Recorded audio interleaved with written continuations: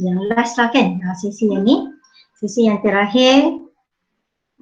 Tadi kita dah berhenti pada bahagian ANOVA. Okay, dan kita dah cerita juga pasal apa itu t-test. Okay, kita dah tengok juga kepada statistik. Okay, deskriptif statistik.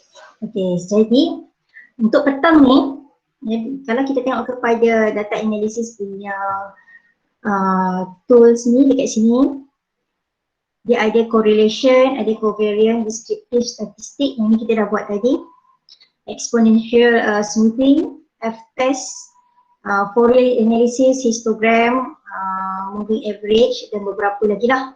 Okay, secara random saya terangkan. Sekejap saya share presentation.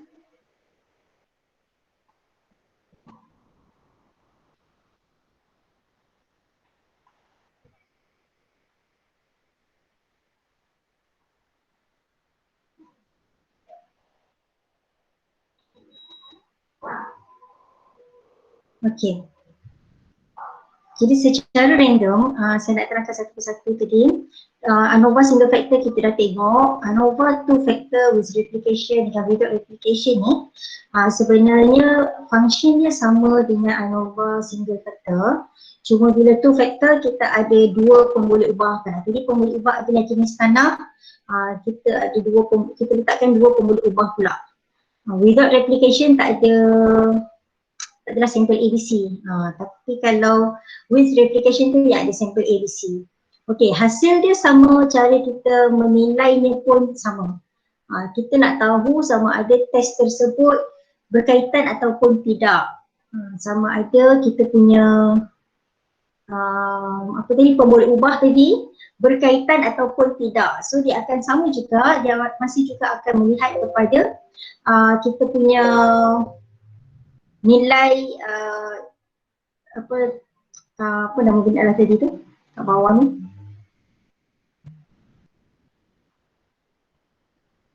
nilai F ni dengan F critical.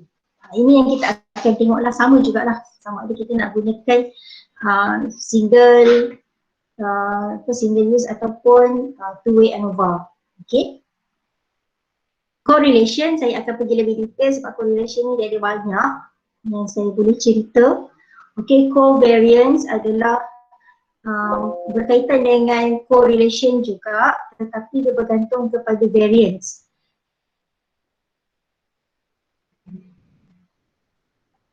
Okay, covariance dia adalah analysis of kita kenali juga sebagai ANCOVA, analysis of the linear regression tu sendiri. So kalau kita ada data, kita buatkan dia punya garisan linear dia, so kita boleh dapatkan relationship dia sama ada dia dependent ataupun tidak dependent dengan variable yang ada.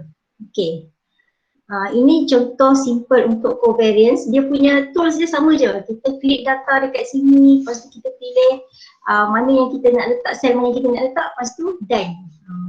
So bila done dia keluarlah data macam ni. Jadi dekat sini kita akan dapat tahu relationship dia. Adakah relationship pemboleh ubah ini tadi adakah linear ataupun tidak linear. So yang kita tahu ialah macam ni, fabric dengan fabric dia punya relationship dia ialah 18.666. Okay, so sebenarnya kat sini relationship dia ialah positif lah. Kat sini kalau antara fabric dengan helix ni ialah negatif, tapi bukan semua data adalah sesuai untuk digunakan untuk segala jenis statistical analysis ini. Sebagai contoh, data saya yang sangat simple ni cuma ada 3 pemboleh ubah, ada 3 data, set data bagi setiap pemboleh ubah. Data ini tidak sesuai digunakan untuk mencari covariance. Okay? So linear regression bermaksud linear, garis lurus. So dia sesuai kalau kita ada pemboleh ubah kita cuma X dan Y, tetapi kita ada data yang sangat banyak untuk X dan Y tersebut. Okay, sebagai contoh tadi saya bagi saya punya data UCS Kan ada 4,500 poin untuk data UCS yang membolehkan saya dapat graf yang cantik curve macam tu. Okay, so kalau yang itu kita boleh buatkan dia punya analisis ANCOVA dia, covariance dia. Okay, jadi kalau untuk data yang ini tak. Sebab apa, data yang ini sebenarnya dia lebih sesuai kalau kita buat dalam bentuk point, kita dapatkan dia punya average dan kita develop point saja. Ataupun kita boleh buat dalam bentuk bar chart. Okay, so dia tidak sesuai di analisis menggunakan kaedah covariance.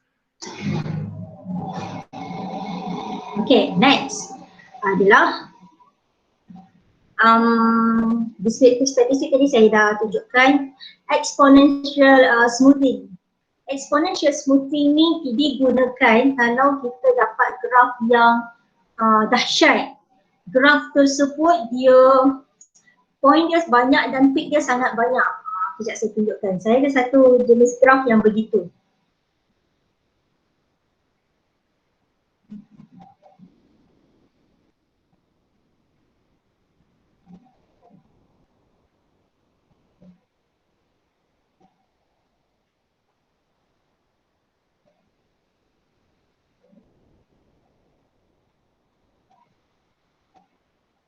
Okey, di dalam data yang ini ialah data XRP, yang ini saya dah smoothkan Ini saya dah smoothkan. Ada data yang tak smooth. Ini data yang tak smooth. Raw, okey. Dekat belakang ni.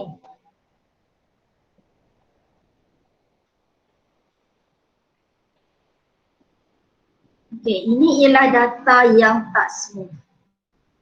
Yang warna biru ni. Okay. Yang warna biru ni tadi, dia punya peak dia sangat banyak, data dia sangat banyak, nombor-nombor yang digunakan sangat banyak untuk nak develop dia punya graph. Ni yang highlight ni adalah data yang diambil untuk menghasilkan graph tersebut. Kita ada berapa ribu data, ni dah 500, 600.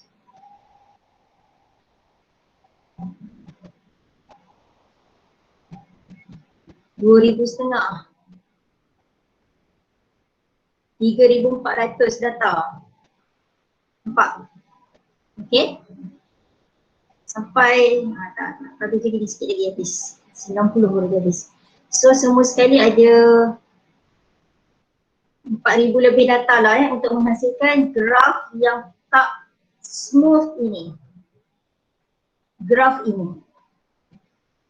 Ini sebab kita punya graf ni, okay, kita punya point ni pakai point yang besar. Saya tukar dia format data series, kita tukar dekat dia punya marker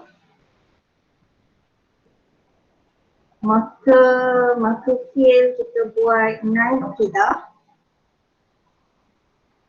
Field pun 9, border 9, line. Okay, line kita buat automatic kan. Okay, so sekarang saya nak tukar kali yang gelap sikit supaya kita boleh nampak, lebih nampak lagi.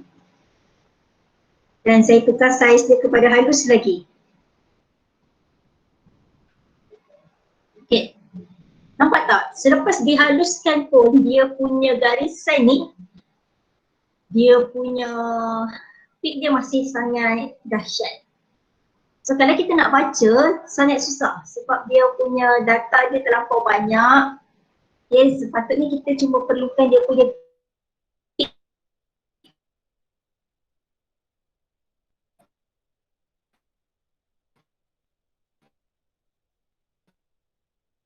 graf.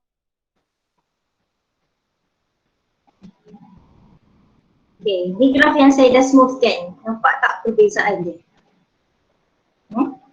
Ni dan yang ini. Cuma yang ini ada banyak lah, ada banyak sampel. Yang ni baru satu sampel je. Satu sampel dah macam ni. Kalau saya tindan-tindankan sampai 6 sampel, agak-agak macam mana nak membaca graf tersebut kan. Okay. So dekat situlah kita perlukan kaedah smoothen average ni tadi. Okay. So kita boleh ambil tadi data. Data chase kita boleh pilih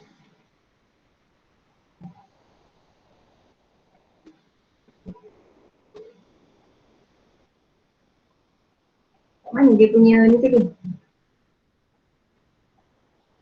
Oh, moving average. Kat sini. Okay.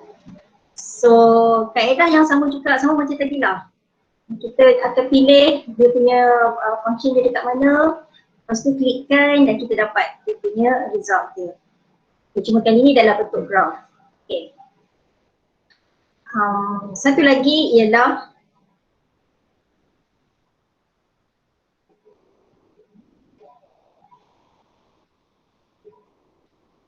okay. Satu lagi ialah Fourier analysis. Fourier analysis ni adalah untuk data yang ada exponential, yang ada kuasa 2, kuasa 3, kuasa 4, iaitu nombor tersebut ada kuasa-kuasa. So kalau nombor tersebut 1, 2, 0.7, dia tak boleh menganalisis nombor tersebut. Jadi tak sesuai lah untuk menggunakan Fourier analysis. Dia punya interface sama, sama macam ni juga. Okay. Pilih input range, pilih output range, lepas tu dia akan tolong analisiskan untuk kita.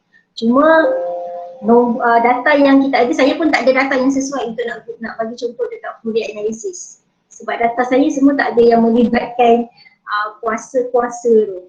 Okay. Histogram tahu kan? Histogram ni lebih kepada graf bar chart. Histogram lah. Okay. So bar chart ini bergantung kepada kita punya jenis data. Tapi kalau kita gunakan dia punya mode ni, dia punya hasil dia macam tidak tepat lah.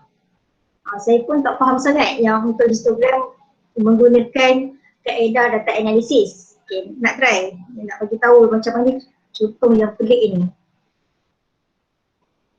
Okay. Ini data kita, sepatutnya by right kita akan dapat fabric, Hamid, Sefrik punya histogram. Okay, bin range, yang ini saya pun tak berapa nak pasti, saya letaklah satu nombor saya tak nak buat average lah. Okay, so saya cakap cumulative percentage kita try ya, tengok semua ni. Okay, nak letak kat mana, letak kat sini lah. Oh, ini ada kosong, kita letak kat sini. Okay, next. Okay, so dia keluarkan data. Okay, dan dia keluarkan histogram. Mana histogram dia? Tak ada histogram pun.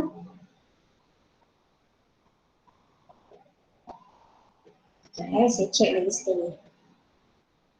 Histogram, okay.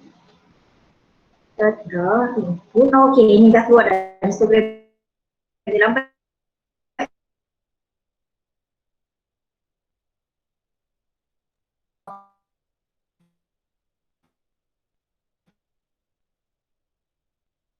Cubaan ini cubaan, dan saya pun ada berbincang dengan kawan-kawan yang postgrad.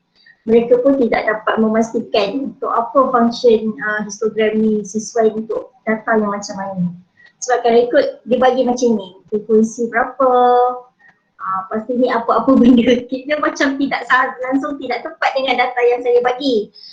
Jadi saya tak dapat nak terangkan lebih lanjut sebab saya pun tidak berapa nak faham kegunaan histogram ini tadi. Okay, so pada saya kalau kita perlukan kumulatif ataupun frekuensi dan semuanya ni, kita boleh buat secara manual je lah. Lebih tepat kot data yang kita dapat berbanding yang diberi melalui data analisis.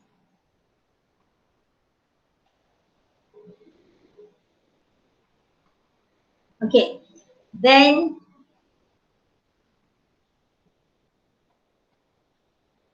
moving average tadi sudah cakap, dah bagi contoh. Random number generation ni kalau kita nak generate number, kadang-kadang kita perlukan macam nombor cabutan bertuah, nombor yang random kan. So kita boleh cakap kita nak nombor berapa sampai nombor berapa kita nak dia generatekan random number pun boleh. Style ini saya dah tunjukkan dekat dalam kita punya pembelajaran formula semalam. kita boleh buat sama dengan apa untuk buat rank kan, sama dengan begitu juga dengan percentile. So kita boleh bagi dia punya rank, kita boleh dapatkan dia punya percentile. Function yang sama, cuma yang kat sini dia permudahkan kita guna je. Saya tak boleh nak tunjuk aplikasi lah sebab data yang kita ada tadi simple sangat, so dia nak rankkan apa, dia nak percentilekan apa pun tak boleh kan. Okay, ni tadi kita dah tengok Okay, regression dengan sampling secara jujurnya dua benda ni saya tak pernah guna, so saya tak boleh ajar sebab saya tak pernah guna dan saya tak pernah explore. Okay, jadi saya nak tunjuk yang saya guna juga ialah correlation. Okay, sekejap.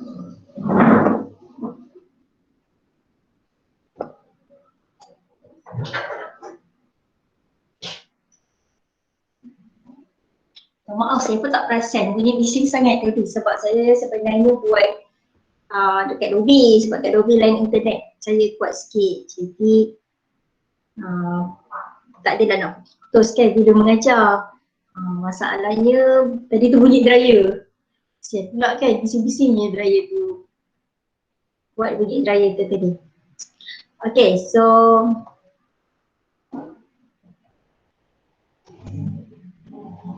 kita pergi kepada correlation. Okay.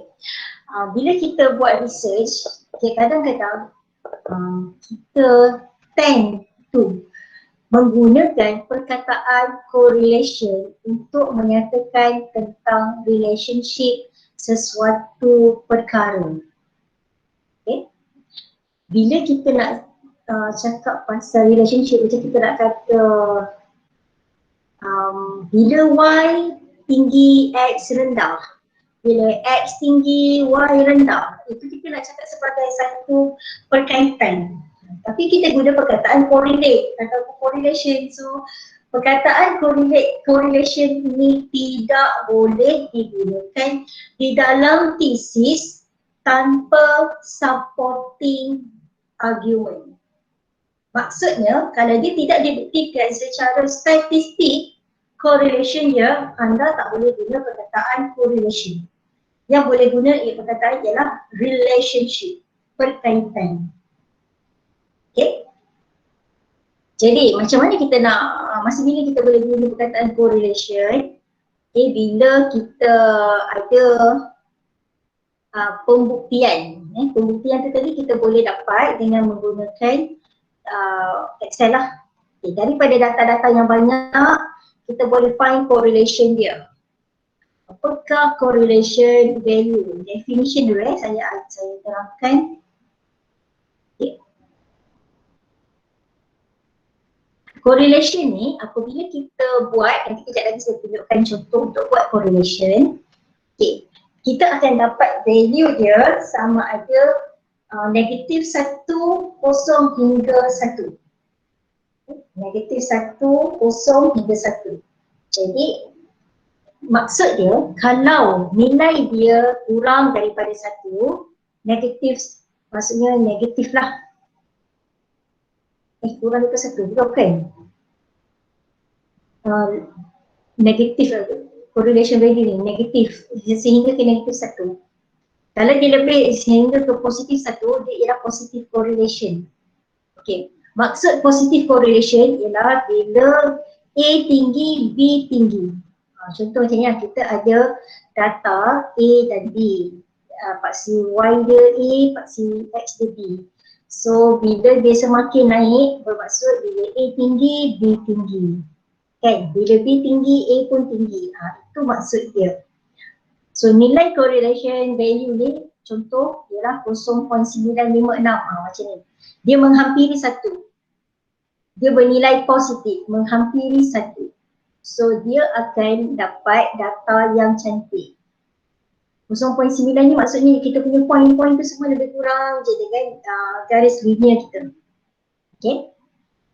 Tapi kalau kita punya nilai 0.7 misalnya, mungkin dia lebih scatter lah. Macam ni saya punya data banyak ni, so tak logik sebenarnya 0.9 ni contoh je. Okay. So contoh sample correlation, kita buatkan dia punya linear garis dia. So kita boleh dapatkan regression value dia dekat sini. So garisan itu mempunyai relationship sebagai 0.003 B kuasa 2 campur berapa-berapa kan, yang ini kita boleh dapat melalui linear regression. So dekat situ kita boleh minta dia punya equation dia. So kita akan keluarkan equation. Okay, so equation tu kita boleh dapatkan. So ini adalah correlation. Correlation value dia ini 0.956 ni correlation value. So bila kita nak kata correlation between peak soil type and weather. Okay, so kalau kita nak tahu dua benda tu, kita boleh cakap correlation, tapi kita kena support dengan berapakah nilai correlation tersebut. Kita tak boleh simply cakap semakin tinggi semakin lembap cuaca ke apa ke, tanah akan semakin basah, semakin tidak kuat misalnya. Okay, yang itu kita tak boleh buat macam tu. Salah dari segi interpretation of scientific value lah. Okay. So kalau dia menghampiri 1 positif, ini maksud dia.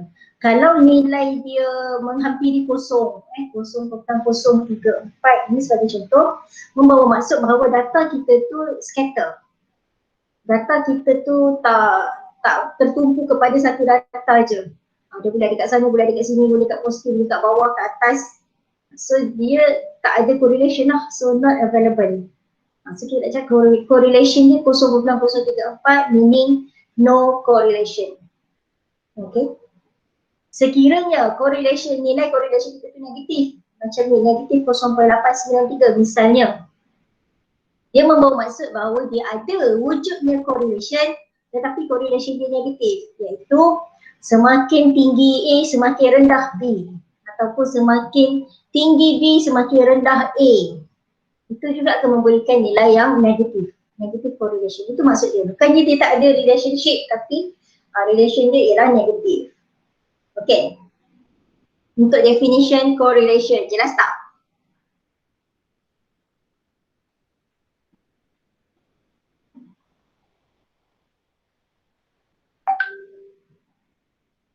Okay, thank you Fatih, Raihan, thank you. Izul. Okay, so kita nak tengok contoh macam mana nak buat correlation. Okay, bila kita nak buat correlation, kita perlukan point yang banyak. Kalau setakat 3 point macam contoh saya bagi tadi tu tak sesuai lah. Data fabric 3, data Hamid 3 tak sesuai untuk nak carikan, nak membuktikan pasal correlation. Okay, so setidak-tidaknya 5 kalau biasa orang buat lah. Tapi kalau untuk research, 5 tu sangat tidak convincing nak menyatakan yang kita punya dapatan itu betul. Mungkin daripada 5 kita ambil, tapi kalau kita ambil sampel yang ke 6, 7, 8, 9 dah jadi lain lah. Okay, so dalam membuat research, terutama sekali yang melibatkan aktiviti makmal, ulangan pengambilan data adalah sangat penting. Jadi kalau nak pastikan data tu memang betul, kena buat banyak sampel. Kalau setakat 3, 5 sampel tu sebenarnya kita tak panggil research lah. Jadi kita panggil lab work je kan, macam kita belajar dekat makmal kan, buat lab report, setakat sikit-sikit point, macam tu boleh lah. Dan kalau kita kata research, kita kena betul-betul buat. Kita kena pastikan data kita cukup, sampling kita cukup untuk membuktikan pengetahuan yang kita dapat itu, argument yang kita beri itu valid. Okay. Then, contoh data untuk nak buat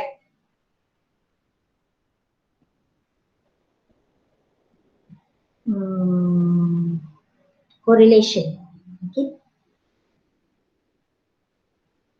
Tada! Macam ni baru boleh buat correlation. Banyak tau. Banyak data macam ni. Nombor yang banyak. Data yang banyak. Nampak tak? Banyak ni data dia. Barulah boleh buat correlation. Kalau setakat sikit-sikit, kita tak boleh nak buat correlation. Ini graf saya masih saya buat master juga, macam-macam graf. Kita try and error. Bukan try and error, kita nak tahu apa kaitan antara itu dengan ini, kaitan sana dengan sini, bentuk yang macam mana yang sesuai. Ini baru nama research lah kan. Masa tu baru belajar-belajar buat research. So, sekarang dah tak ada lah nak buat try and error tu sebab dah tahu yang mana yang sesuai, mana yang tak. Okay. So, apabila saya ada data yang banyak macam ni, okay, untuk curing this, dia sebenarnya start daripada sebagai sini. Okay, formulation. Ini adalah untuk satu jenis tanah je, fabric sahaja. Fabric saya buat 1, 2, 3, 4 formulation dengan menggunakan 2 water binder ratio, so semestinya ada 8 formulation. Setiap satu formulation saya akan test pada curing days 7, 14, 28, 56. So ada 5 testing. Setiap testing, setiap sampel saya test. Saya check dia punya density, ni viscosity dia, shear modulus, okay. Dan ini shear modulus untuk Poisson ratio untuk tu ni. Alamak kat atas tak gila-gila. Tapi ni ada 2 benda yang berbeza lagi sebenarnya. Saya pun dah tak ingat sangat So kat sini nak cari pula yang modulus dia, elastic modulus, QU, UCS value. Lepas tu kat UCS value ada modulus P0, ada E50, moisture content, pH, EC dan TDS. Okay. So ini ialah test-test yang dekat atas ni ialah senarai maklumat data yang saya dapat untuk setiap sampel saya pada setiap curing days. Okay. Jadi daripada maklumat yang sangat banyak ni, yang itu tadi satu jenis tanah fabric. Okay, bawah ni ialah untuk hemik sahaja. Fabric je pun sampai ke bawah dah kan. Okay. Yang ni hemik. Sampai ke bawah lagi. Ini separate. Ke bawah lagi.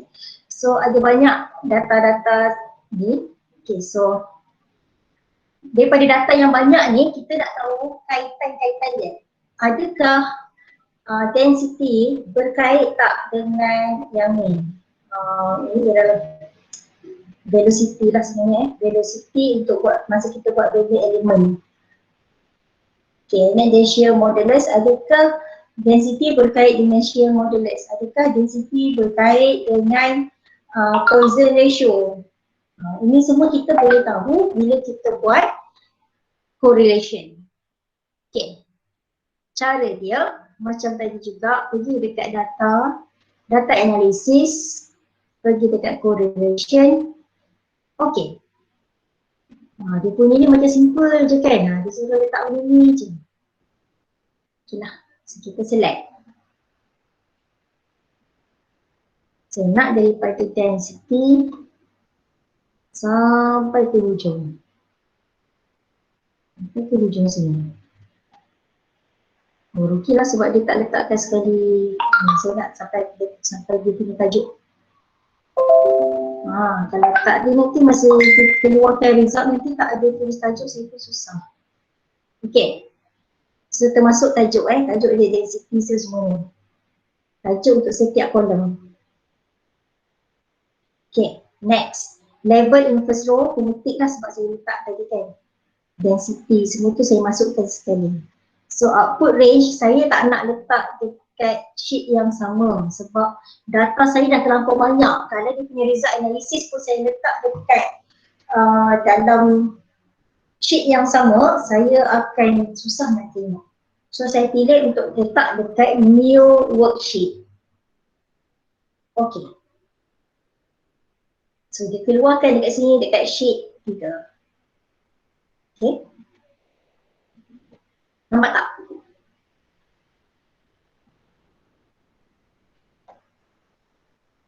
Okay. Dekat sheet 3 ni nampak dia keluar begini. Density, atas ni ada density. So dia nak cakap apakah kaitan antara density dengan density? Correlation dia ialah positif 1. Apa maksud positif 1? Maksudnya kalau density itu nilainya 4, paksi Y density pun nilainya 4. Yalah kan sebab dia nilainya sama, density dan density. Tapi kalau density dan juga yang modulus kat sini. Density dan juga yang modulus. Dia akan repeat balik tau, apa yang ada dekat atas, dia akan sama ada juga dekat bawah sini. Okay. So kita boleh tengok dekat modulus. Shear modulus. Kaitan ada shear modulus dengan density ialah 0.449538. Jadi correlation dia ni pada kita tak strong. Okay. Kalau dia dah kurang daripada 0.7 tu dah kira tak kuat lah dah correlation dia. So kita boleh anggap dia sebagai tak ada kaitan macam tu. Okay, jadi nak mudah kita tengok je one by one je kan.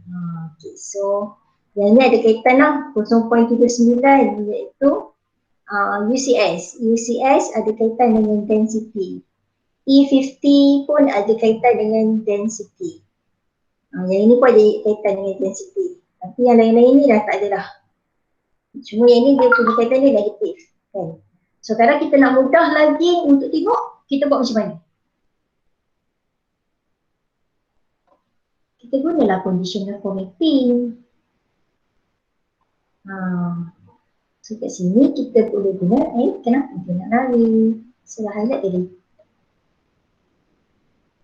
Okay, dekat sini kita pun gunakan conditional formatting. Conditional formatting dekat form ni. Okay, conditional formatting kita cakap kita nak dia colorkan je. Color scale. Nampak terus. Macam ni pun boleh nampak. Macam ni pun nampak. Saya suka yang macam ni pun. Kita nak macam ni. Mana-mana pun boleh. Nak adjust color pun boleh kan. Biru merah pun cantik. Okay, so kat sini kita boleh nampak kalau semakin biru, betul-betul biru bermaksud dia menghampiri 1. Kalau dia betul-betul merah, dia menghampiri negatif 1.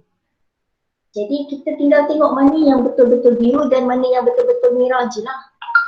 So dekat sini kita nak cakap pasal shear modulus ini berkait ataupun correlation between shear modulus dengan velocity of the bending element ialah 0.9394. So benda ni yang kita boleh tulis dekat kita punya thesis untuk sebagai supporting evidence bahawa memang betul benda ni ada kaitan. Okay. Kemudian bila kita dah buat macam ni, dekat kita punya thesis, kita tinggal pilih mana yang betul-betul ada kaitan je kita buat dalam bentuk graf supaya orang nampak. Okay, so data yang ni tadi, overkan dengan data shear modulus ni, kita comes out dengan line graph. So dekat situ orang boleh nampak okay memang ada kaitan lah. Nampak tak? Kaitan dia ialah semakin tinggi shear modulus, semakin tinggi velocity of the bending element. Macam tu. Okay, tapi kalau macam ni, negatif, yang merah-merah ni mana? Ni negatif juga. Sini lah ni cantik sikit, negatif 0.74. Okay, yang modulus ini berkait rapat dengan pH. Semakin tinggi pH, semakin rendah yang modulus. Yang modulus ni berkait kepada kekuatan tanah. Jadi dia nak kata semakin tinggi pH, semakin rendah kekuatan tanah. Itu dapatan lah, tapi tidak semestinya betul. Untuk kita punya eksperimen, untuk kita punya situasi, tetapi berdasarkan dapatan daripada kita punya data, kita punya research, itu adalah preliminary conclusion yang kita boleh buat. Tapi tak semestinya betul. Okay, kenapa saya cakap tak semestinya betul? Sebab situasinya begini. Satu hari dekat satu kampung ada 2 orang penjual aiskrim. Aiskrim A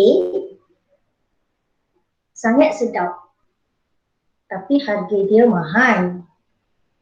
Aiskrim B tak berapa sedap.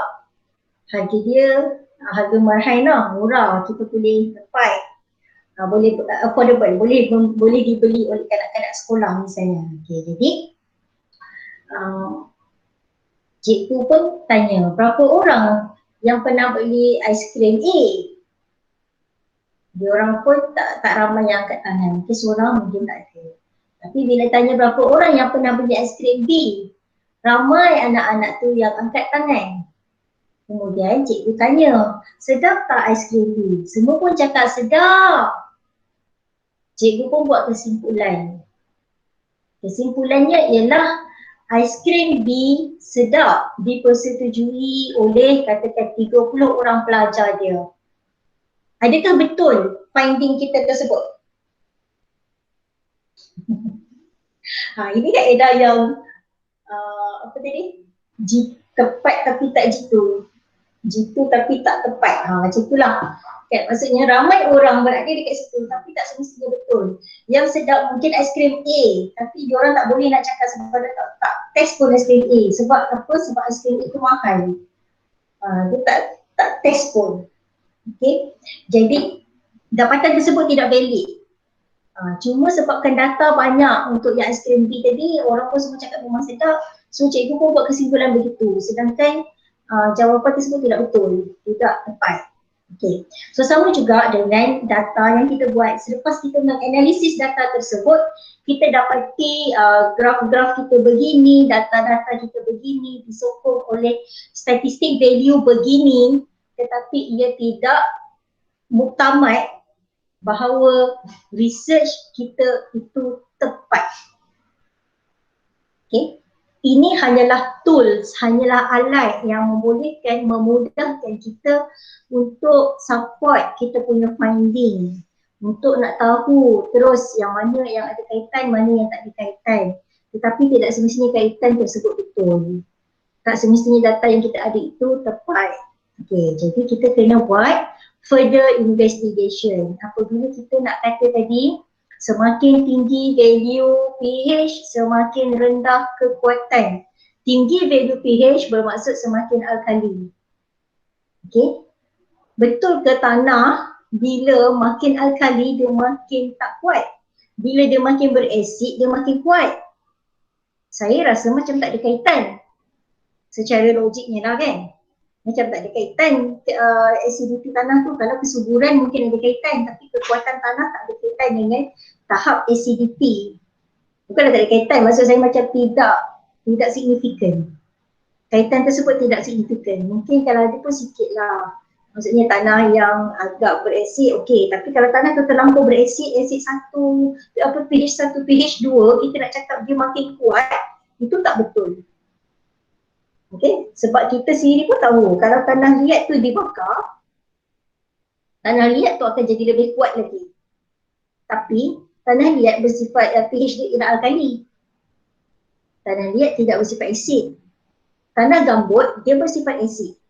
Tapi tidak bermaksud semakin tinggi alkali semakin rendah kekuatan.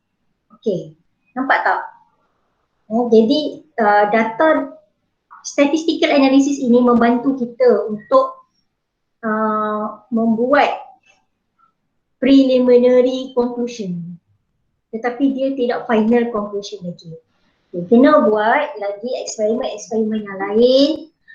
Bila kita dapat satu hipotesis begini, berkaitan antara pH dengan kekuatan, kita test pula dengan benda lain untuk nak support betul ke. Apa kaitan pH? Mungkin bakteria yang ada dekat dalam tanah tersebut merembeskan asid.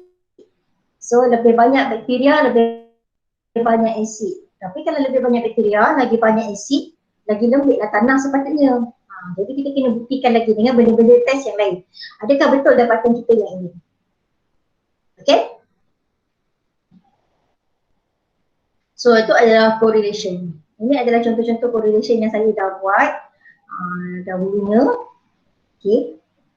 Mengikut jenis tanah, mengikut jenis water binding ratio. So semua ni saya dah try and error dulu. Barulah saya boleh nak discuss dekat saya punya thesis. Okay, saya tak settle lagi pun saya punya PhD sebenarnya. Yang saya cerita ni banyak daripada master lah, sebab master dulu memang dah settle kan. Jadi mudah saya nak bagi contoh data master saya. Contoh data PhD saya tak berani nak share lagi lah sebab belum final lagi.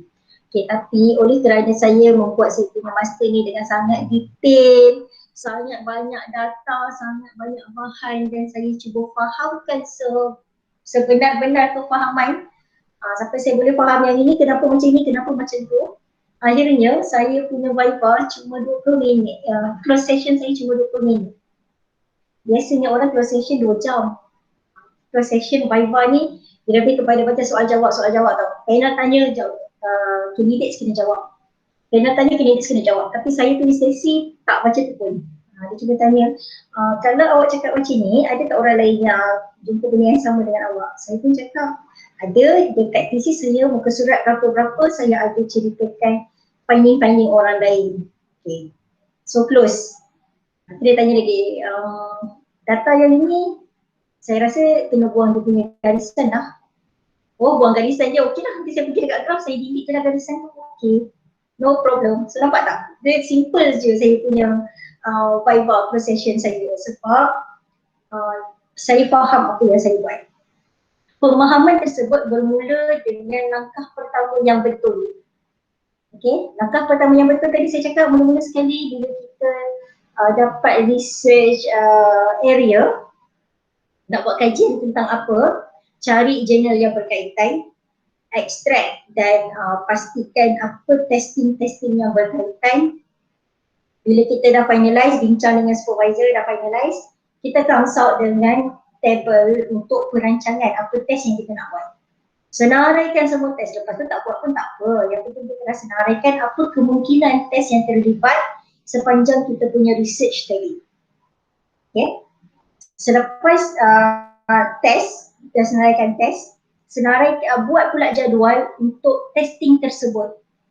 Test tersebut perlukan apa? Apa maklumat yang kita kena ada, alatan yang kita kena guna. So table macam mana yang kita perlu construct. So saya buat dulu table kosong tadi tu. Contoh kalau nak buat moisture content test, simple je. Kita ambil tanam letak dalam oven, besok kita ambil semula, kita timbang, kita tengok berapa banyak water yang dah hilang. Selepas tanah tu kering kan kita tahu air dah hilang. Okay. So kat situ saya construct table, isi ada ruang untuk berat petri dish kosong. Petri dish campur tanah. Kemudian masuk dalam oven. Keluar dari oven, petri dish campur tanah kering. So kolom yang di bawahnya akan jadi bahagian untuk penyiraan pula. So guna formulation lah. Bila formula tolak-tolak lah, tambah darab bahagi untuk dapatkan moisture content. Jadi bila saya dapat sampel pertama, saya timbang petri dish, saya timbang berat dan kemudian lepas habis kering, saya timbang lagi sekali. So cuma 3 data je yang saya ukur. 3 data saya ukur, saya dah ada dia punya table dia tadi. Saya dah construct pada waktu sebelum saya menjalankan eksperimen. Jadi dekat situ, kerja saya teratur. Bila saya ada banyak sangat data, masih lagi teratur dan masih boleh difahami. Dan masih mudah untuk saya nak dapatkan, nak buat comparison data tersebut, data A, data B, data C dan sebagainya. Jadi bila saya consult dengan sebuah thesis tersebut sudah dapat menjelaskan betapa mendalamnya kajian yang saya buat. Jadi tak ada banyak soalan daripada pihak panel. Okay. So begitu dah. Kalau nak gunakan Excel untuk anda punya research. Okay, habis dah kot cerita pasal Excel dan research. Ke nak lagi?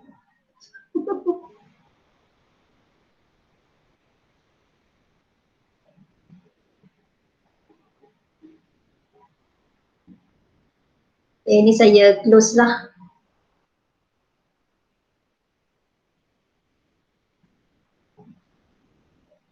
Okay, jelas ke tak jelas ke pasal correlation ni tadi? penggunaan correlation. Masa bila nak guna correlation, nilai-nilai correlation yang dapat jelas ke tak?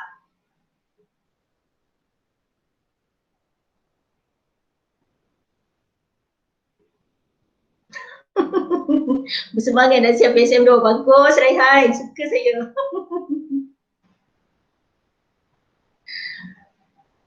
Serius, sebenarnya seronok buat research. Cuma type PhD ni adalah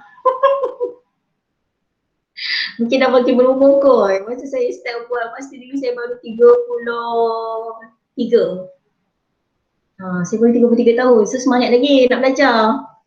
Tiba-tiba buat PhD ni sampai umur 41 macam tak larat dah nak belajar lagi. Dahsyat tu saya. Doakan saya dapat settlekan dalam masa sebulan 2 ni. Sebenarnya dah tinggal sikit sangat tapi tak settle sebenarnya thesis.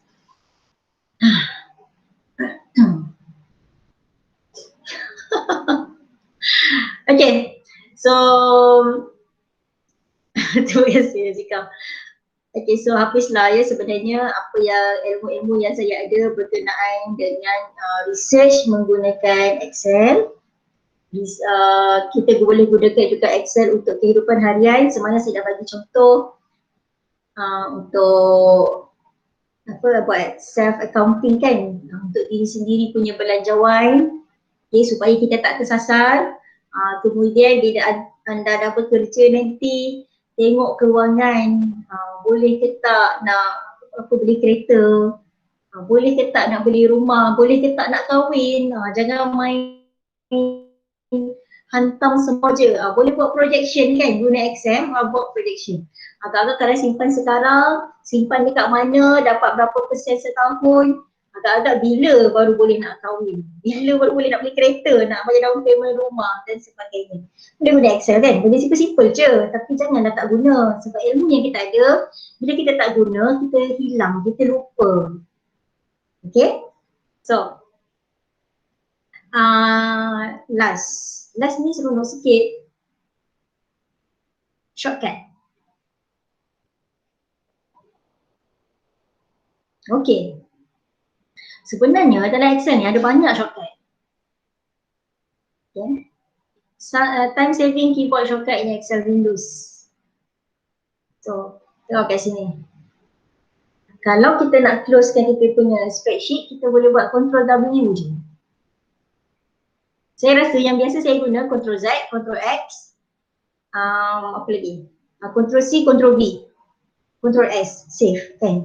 Yang lain-lain ni saya pun jarang guna. Ctrl W, Ctrl O, delete kolom, alternate campur H, D, lepas tu C. Maksudnya bukan tekan button alternate, jangan lepas tekan H, tekan D, tekan C. So kita akan delete the whole column tersebut. Okay. Nak pergi dekat formula tab, pergi dekat alternate M, alternate H. Okay, so navigate cell.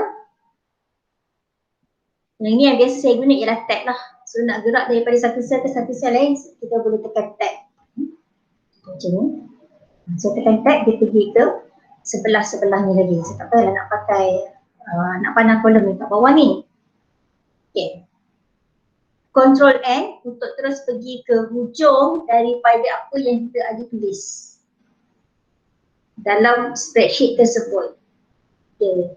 Sebagai contoh, kalau macam dekat sini, okay. Saya kan ada banyak data ni tadi kan, cakap sampai hujung-hujung kan. So saya tekan Ctrl N tadi. Ini tadi, Ctrl campur button N kat sini. Okay, so boleh terus pergi ke data yang terhujung sekali. Ctrl campur N. Okay. Teruslah dekat hujung spreadsheet ni tadi. Sebab apa dia dekat sini? Sebab kat sini lah baris yang ke-4057 inilah yang ada saya punya data lagi. Tengok, nampak tak? Masih ada saya punya data. Okay. Sebab tu dia bagi kat sini. Kalau data saya sampai 100 garis baris yang 100 saja, row yang ke 100, dia akan sampai ke row 100 je lah bila kita tekan Ctrl dan N. Dia tak akan pergi dekat tengah-tengah data. Okay, next.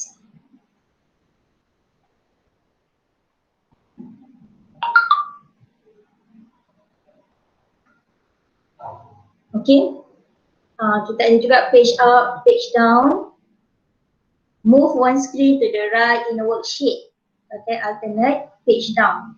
So yang ini seronoknya kalau kita nampak benda ni dan kita explore. Kita try guna satu persatu.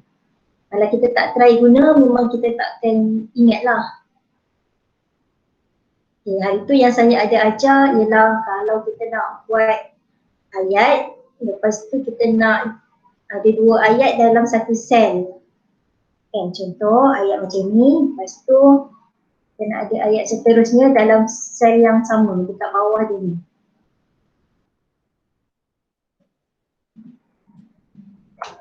Okay, so sekarang sebenarnya dia ada 2 ayat dekat sini sebab tak nampak kan.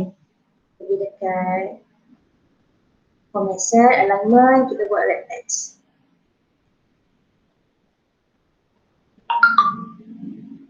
Macam kena lock je cell tadi.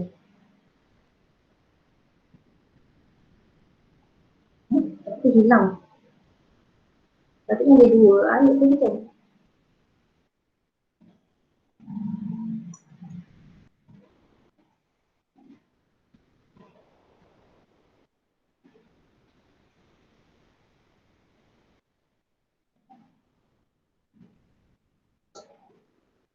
Okay, macam ni.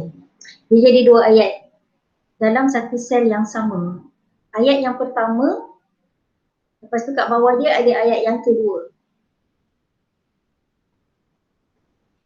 Ayat yang pertama dan ada ayat yang kedua. Macam mana nak buat benda ni? Kita kena guna alternate dan enter. Jadi dekat sini, alternate, tekan button alternate dan tekan button enter. So kita akan pergi kepada baris yang seterusnya pula. Oh, kenapa ni?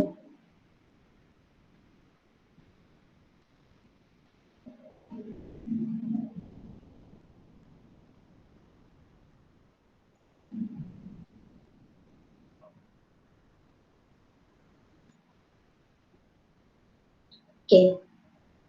So yang simple ni saya ada ajar masa kelas first hari tu, masa kita buat basic kan, kelas introduction untuk basic kepada Excel. Okay, so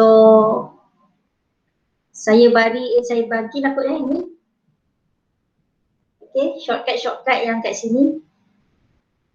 Kat sini ada 50 shortcut. Dan kita ada lagi satu shortcut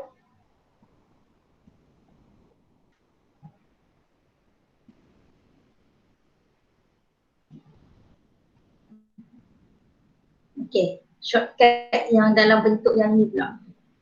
Kalau nak bold, nak align cell content, dia ada agak berbeza sedikit lah dengan shortcut yang pertama tadi. Okay, so sebenarnya dalam Microsoft Excel ada sangat banyak ilmu dekat situ. Tapi yang penting kita kena explore. Saya pun macam tak boleh lah nak cakap semua sekali kan, sebab dia bergantung kepada keperluan semasa kita. Masa saya mengajar buat training dekat Kilang, saya mengajar engineer dekat Kilang gunakan Excel. Saya tak cerita pun pasal shortcut ni sebab kebanyakan mereka dah biasa guna shortcut.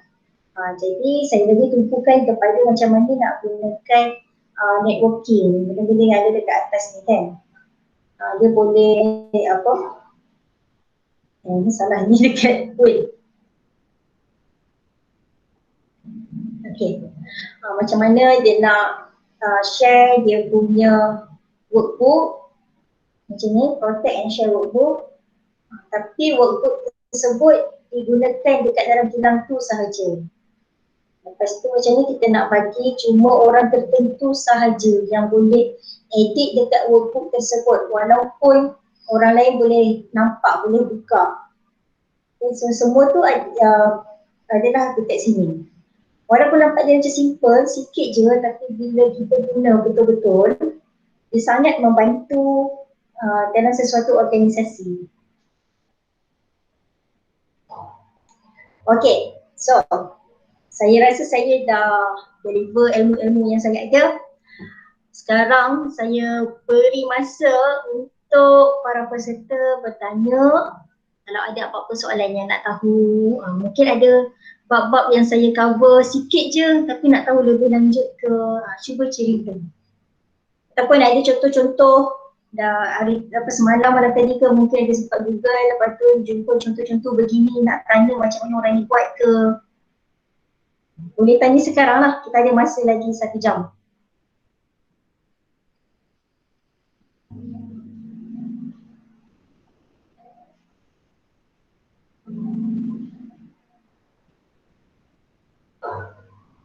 Izzah dah cakap terima kasih Puan, saya pun cakap dah sama-sama Izzah. Belum penutup lagi tapi kita dah habis lah kot kan. Sekarang ni kalau kita sepatutnya ialah sesi kita soal jawab. Kalau kita berada dekat kelas, senang sikit kan. So saya boleh round check seorang-seorang apa nak tanya, boleh personal. Tapi bila online macam ni mungkin macam tak terfikir kot apa nak tanya kan.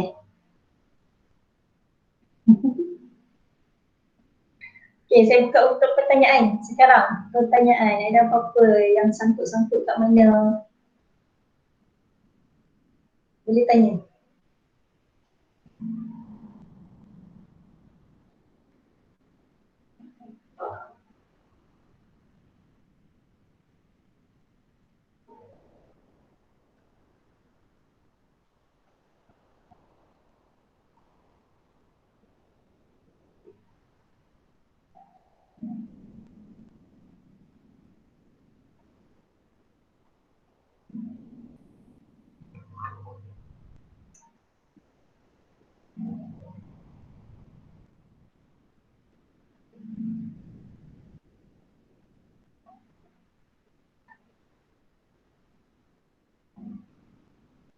Excel version apa je yang boleh buat untuk ni ya?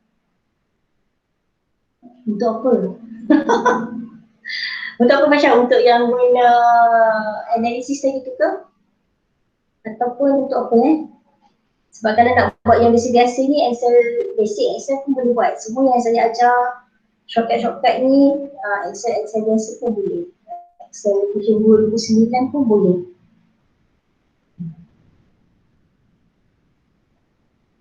Cuma kalau data analisis mungkin yang data analisis ni 2009 saya tak pasti ada letak untuk add-in function.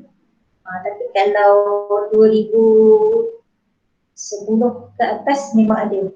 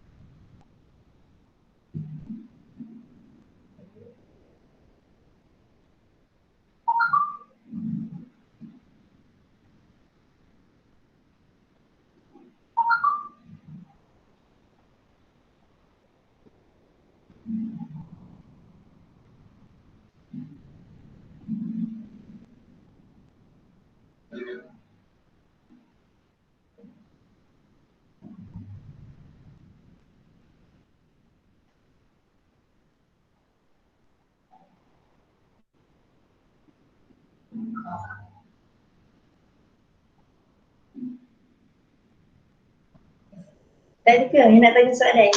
Lama ni, ada masa ni tak nak tanya. Serius tak nak tanya. Syat lah.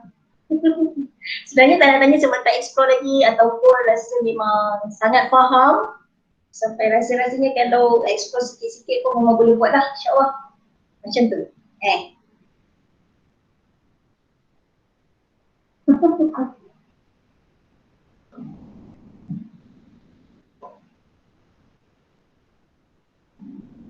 Okay, sementara kalau ada soalan terus je tanya, okay, boleh je nak bercakap pun, tak payah type pun tak apa. Unmute je, boleh tanya soalan. Okay. tak terhad kepada Excel. Boleh juga kalau nak tanya pasal thesis ke, thesis formatting, pasal Word ke, PowerPoint ke, pun boleh je. Sebenarnya saya suka menggunakan Microsoft ni berbanding software-software yang baru, sebab sebenarnya Microsoft dia sentiasa update dengan keperluan semasa. Kalau macam orang dah biasa guna Word kan, untuk Microsoft Word untuk nak buat dia punya writing, dia akan tahu dekat sini ada banyak lagi benda-benda lain yang dia boleh guna. Okay. Dekat kolom bahagian references ni lah yang saya cakap, kalau dia ada software Mendeley ataupun EndNote, dia boleh masukkan dekat sini. Tapi kalau dia tak ada pun Mendeley tu, sebenarnya dia boleh je nak insert bibliografi ni secara manual. So bila kita ada kita punya bibliografi kita sendiri, lepas ni bila kita nak buat citation, sangat mudah. Okay. Macam yang saya ni, sebenarnya saya dah pernah pernah install Mendeley, dah pernah register Mendeley, tapi saya tak guna. Sebab saya tak minat kot. Saya ni bersifat ortodoks sikit lah, minta maaf sebab. Okay. So kalau dalam research, untuk memudahkan kita membuat thesis, Mendeley ni sangat mudah. Macam kan? Okay, kita terus tahu apa sahaja jurnal yang kita ada, tajuk dia, author siapa, bila kita masukkan year of publish dan sebagainya. Boleh beribu-ribu jurnal kita boleh masukkan dekat dalam ni. So daripada situ, bila kita nak letak citation, kita tinggal cari apa nama jurnal yang berkaitan tadi, kita tag kat situ dan kita insert, nanti dia terus boleh dapatkan reference. Boleh Anissa? Boleh dapat daripada Google je Mendeley tu. Tapi ada yang free, ada yang kena bayar. Kalau tak silap saya, kita boleh minta dekat library UKHM untuk dapatkan Mendeley punya license. Jadi kita tak payahlah nak pirate tu kan. Sebab kalau yang free tu dia limited lah.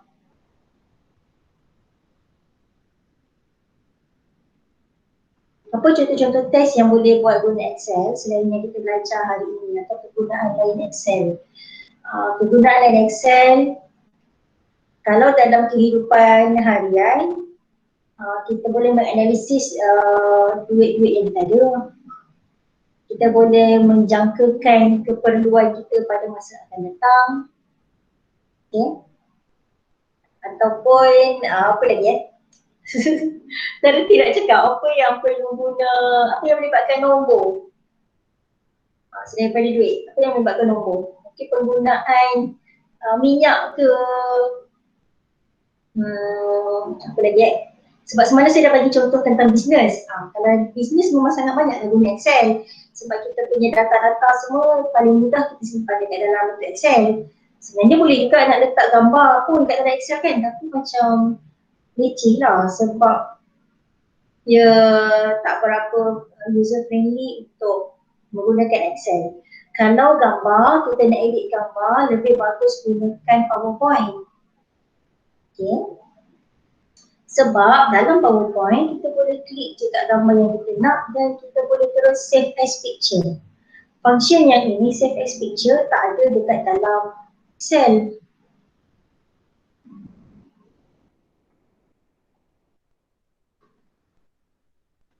Okay. Saya letak kat sini, Ctrl V. Sekarang saya ada satu gambar dekat dalam file Excel. Bila saya klik sebelah kanan, tak ada pilihan untuk nak save as picture. Okay, jadi setiap benda-benda ni dia ada dia punya kelebihan dan kekurangan masing-masing lah. Okay, cuma kalau untuk Excel, kebolehan dia, bukan kebolehan, what we call it, dia lebih sesuai untuk digunakan dalam bentuk pengiraan, bentuk data, bentuk nombor, apa-apa bentuk nombor. Tak kisahlah kalau ada, macam saya banyak guna untuk eksperimen, untuk bisnes. Tapi kalau orang lain mungkin dalam lab report, biasanya memang banyaklah nak guna Excel untuk menghasilkan graf, untuk nak tengok graf yang ini, apa data yang kita dapat ni betul ke tak betul kan. Kalau kita buat lab mesti ada report dalam tu graf kan. Tapi saya minta maaf, sepanjang daripada saya belajar sekolah menengah sampailah saya ke PhD, memang saya dekat lane science. Jadi saya tak dapat nak bercakap lane teknologi maklumat ke, lane bahasa ke, itu saya tak tahu. Mungkin tak tahu saya rasa kalau lane bahasa pun mesti akan ada juga lah buat sedikit-sedikit table dan sebagainya. Kat situ boleh dalam Excel. Tapi simple table kita boleh juga buat menggunakan Word. Okay. Skill Excel ni menjamin kredibiliti pelajar. Sebenarnya bila kita computer literate, itu sendiri dah memberikan satu kredibiliti kepada kita. Computer literate. Komputer literate tu membawa maksud yang kita ni boleh menggunakan komputer, kita tahu menggunakan komputer, kita tahu menggunakan perisian yang ada dalam komputer. That is called computer literate. Okay, so antara perisian komputer yang wajib ialah Office lah kan. So Excel, Word, PowerPoint, tiga yang basic tu, ada Paint, kita ada benda-benda lain lagi yang basic-basic lah. So kalau lebih lagi mungkin ada Photoshop kan. Itu boleh kebolehan tersebut, computer literate itu memang memberikan kredibiliti kepada pelajar. Pelajar yang tidak computer literate itu tidak akan dapat menghasilkan report yang bagus. Okay, sebab pensyarah akan menilai pelajar, satu berdasarkan keputusan peperiksaan, yang kedua berdasarkan assignment. Assignment sekarang tak ada tulis tangan kan, semua kena guna komputer, betul tak?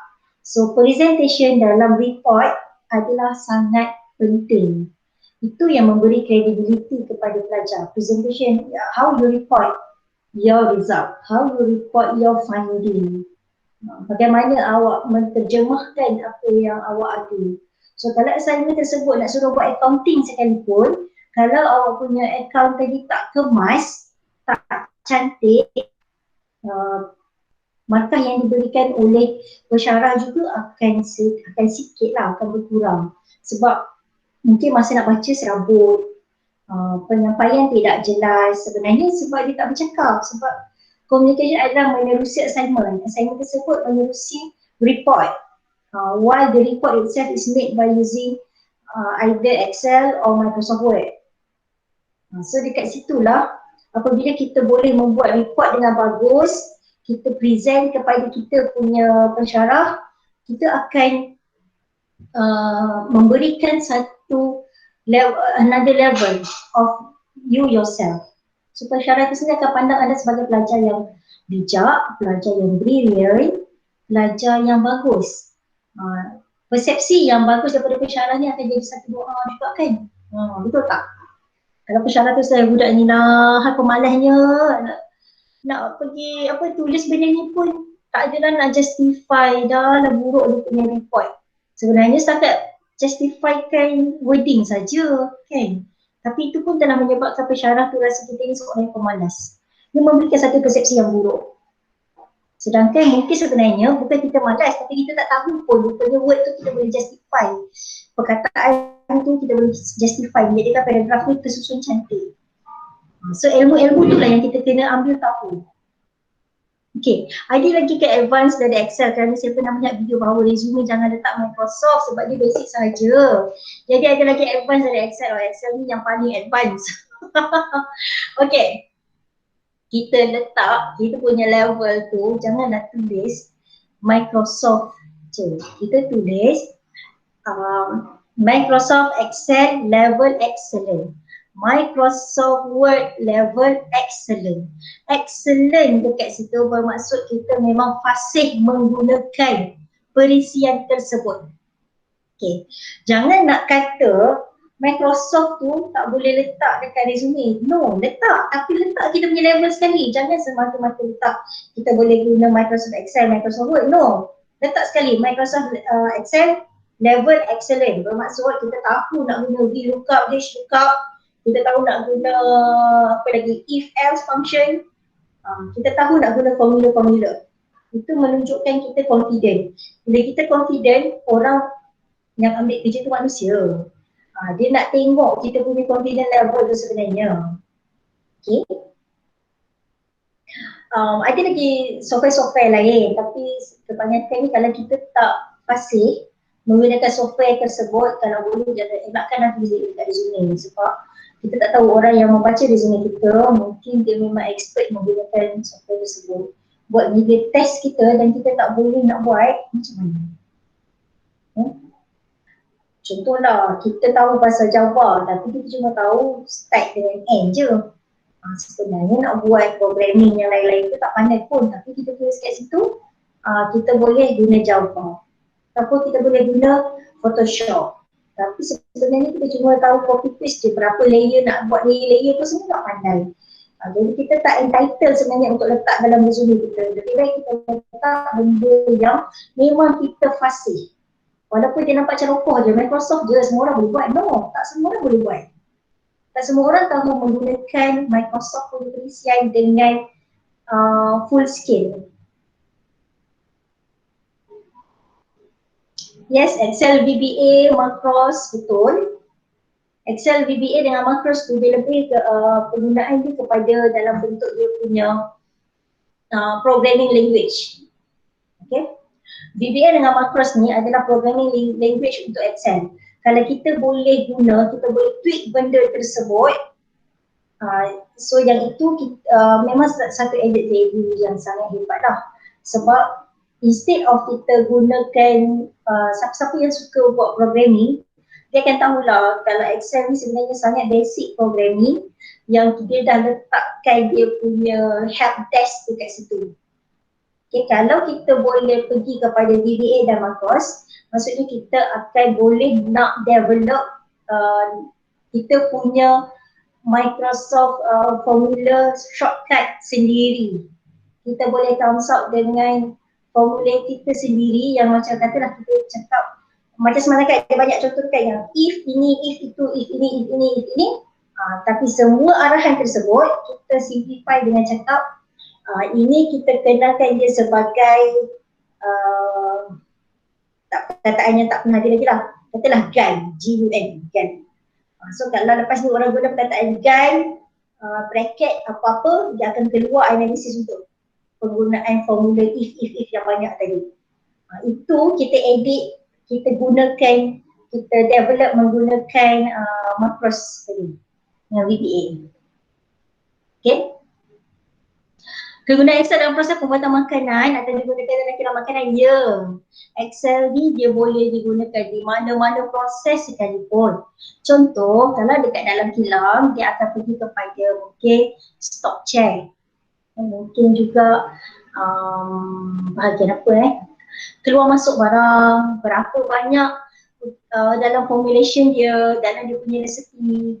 Okey, katalah dia nak dalam kilang makanan tersebut, katakan ialah kilang membuat curry puff frozen.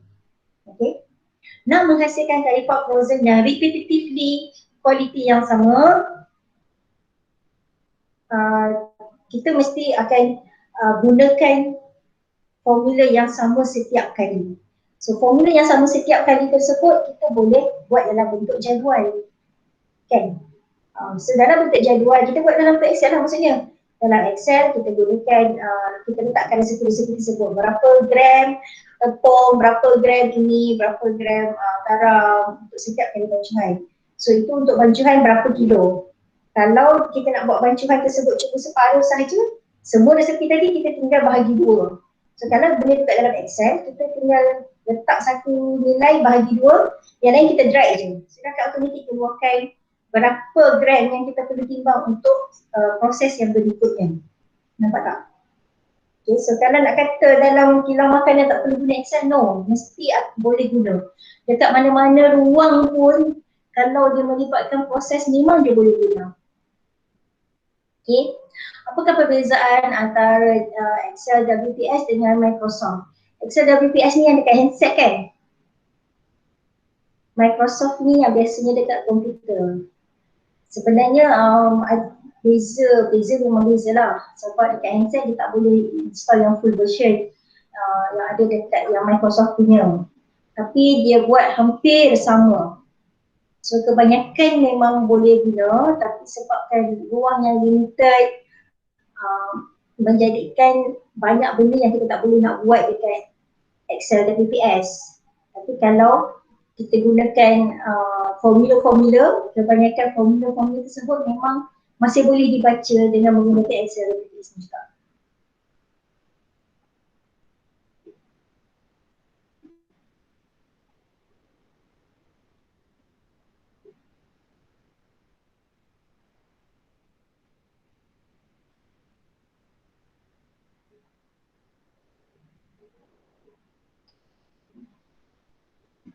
Okay. Yes. Okay, ada soalan lagi?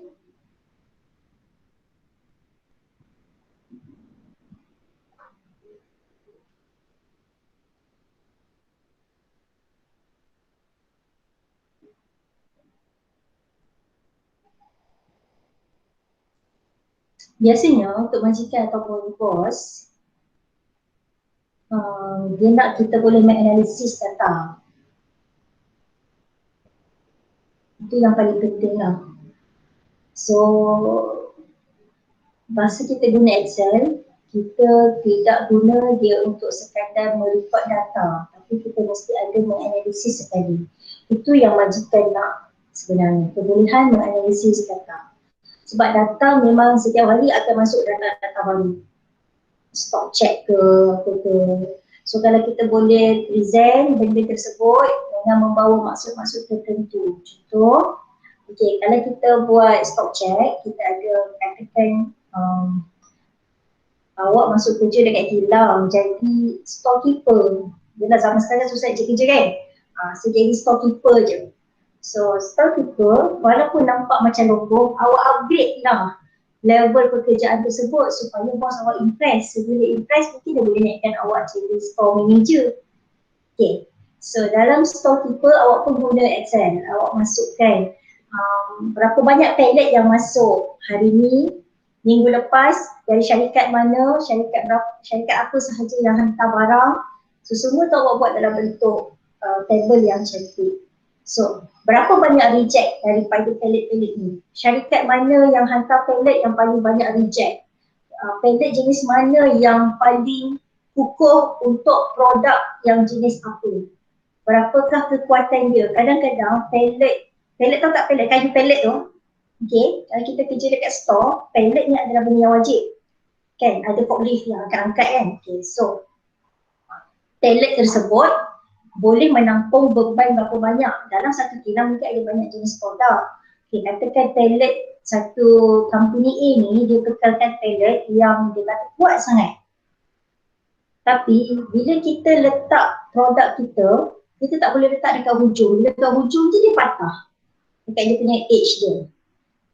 So, bila kita buat dalam bentuk Excel, reporting kita dalam bentuk Excel, dia akan lebih teratur, lebih tersusun, dan bila kita present kepada kita punya bos, majikan ni nanti dia akan rasa macam, oh, baguslah dia ni. Aku tak pernah perasan pula, rupanya memang banyak yang rosak, pallet yang rosak ni daripada supplier yang ini rupanya. Nampak tak? Tapi kalau kita tak buat, kita tak biasa menggunakan Excel, kita tak biasa nak buat dalam bentuk table yang tersusun, kita tak akan dapat buat report yang cantik.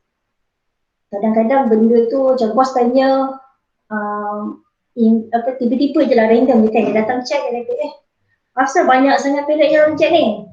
Itulah datang daripada yang kali ni punya batch banyak lah yang reject. Supplier mana yang hantar? Alamak je nanti aku check. Okay. Nanti aku check tu pun dah macam tak convincing kan sebenarnya. Tapi kalau dia tanya dan kita terus cakap, okay supplier yang ini, dia akan dia punya reject dia tinggi lah. Dia hantar 20 pallet, 15 mesti akan rosak kat ujung. Nampak tak? Kat situ kita boleh terus cakap 15 daripada 20 tadi berapa peratus? Kita cakap dalam bentuk peratus tu. Okey? Jadi dia memberikan keyakinan kepada kita punya bos bahawa awak adalah orang yang bagus. Awak boleh buat keputusan, awak boleh memberi reasoning, dan kalau saya bagi awak jawatan yang besar, mesti awak boleh deliver lebih baik lagi. Nampak tak? Walaupun kita masuk sebagai store kita je awal-awal tu, buat kerja yang nampak effort dia lebih. Tapi janganlah effort tersebut sampai orang rasa kita ni nak membodek pula kan. Okay. Kalau kita buat file Excel, new version dipindahkan ke old version, banyak ralat berlaku je betul. Senang je. Katakan awak pakai version Excel 2019, mesti kita tak save as. Okay, kita save as.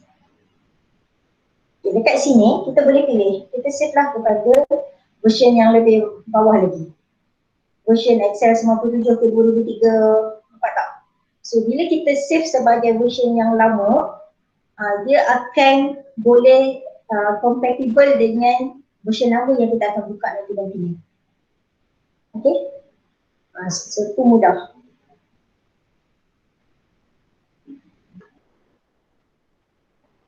Okay tadi?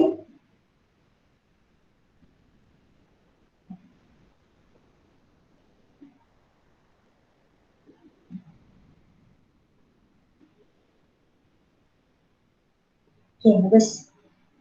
Simple je.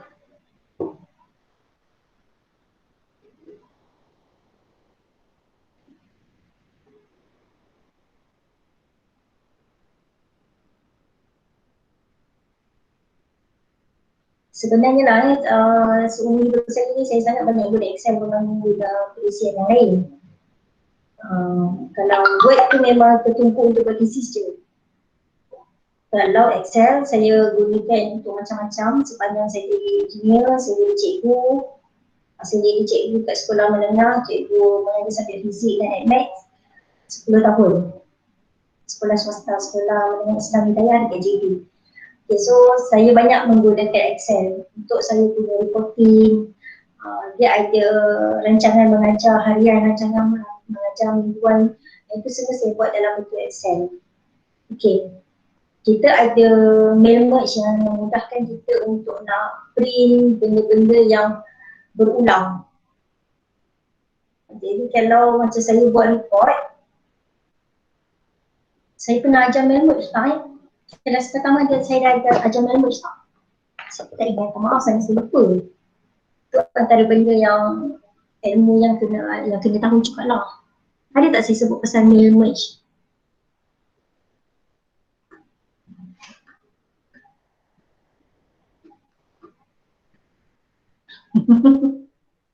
Tak dia dapat recall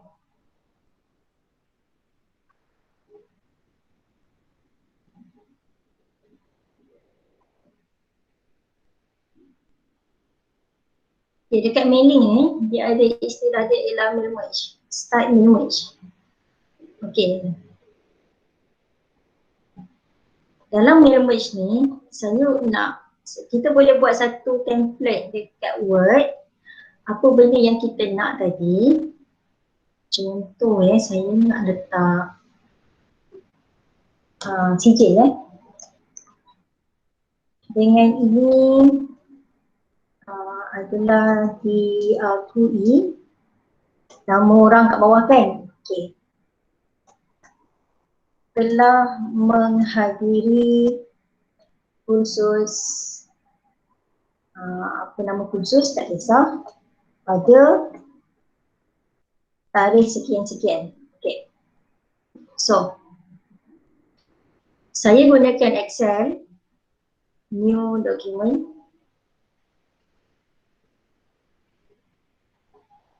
Okay. Saya gunakan Excel, saya nak dekat sini ialah nama.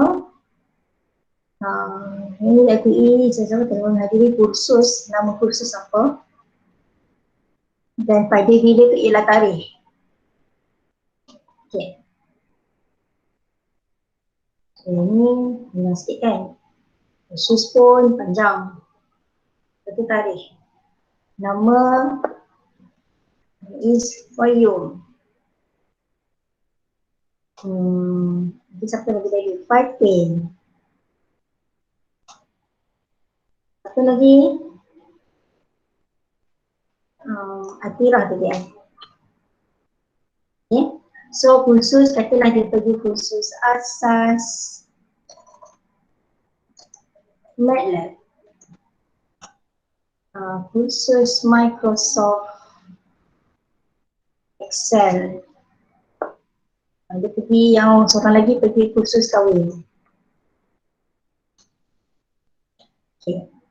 Tarikh bila? Tarikh pun main letak je boleh kan? Kalau Excel katalah hari ni 8/8 2020. Atira nak pergi khusus kahwin bila Atira? Saya suruh Atira pergi khusus kahwin bulan ni boleh? Okay, so ini data yang saya ada, sikit je tajuk, okay, dan senarai yang kat bawah-bawah ni ialah benda yang repetitif untuk tajuk tersebut. Yang ni faham kan? Okay, so saya save, selesai. Tak ada pula sebenarnya. Excel training.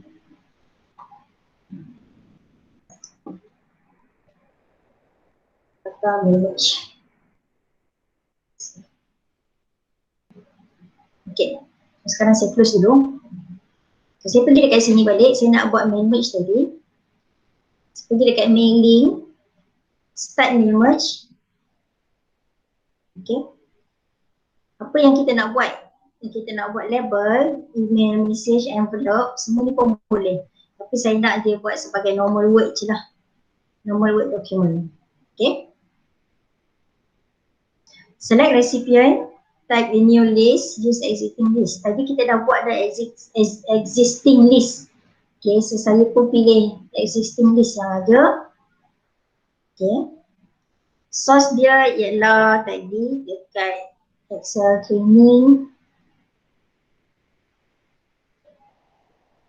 Data will merge. Okay, source data berada kat situ.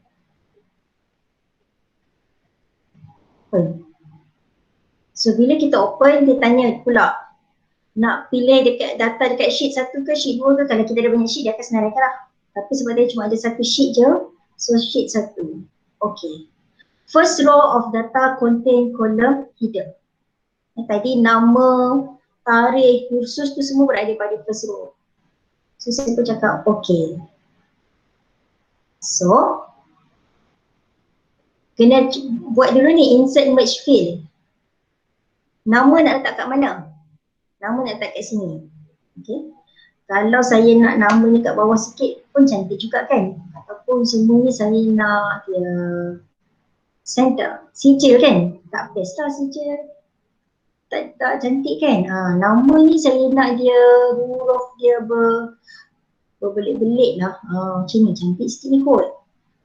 Besarkan lagi. Okay, ini huruf ke font apa semua ni yang ada ni dekat Word file kita, bukannya dekat kita punya Excel file. Okay, next. Dalam menghadiri kursus apa? Pergi balik dekat mailing, insert merge field, pergi kursus apa? Kursus. Yang kursus ni tadi nak cantik-cantik lagi ke biar tulisan tu je? Besarkan je kot. Tulisan tu pun tak apa kan, tapi besarkan je. Besarkan sikit dan boldkan. Pada bila? Pada ni kita nak letak tarikh pula. Okay, so tarikh. Hari ni pun bold sajalah cukup. Okay, so apa yang berlaku? Finish and merge. Okay, dekat finish and merge ni kita boleh pilih print documents ataupun edit individual document. Ni kalau dah habis lah.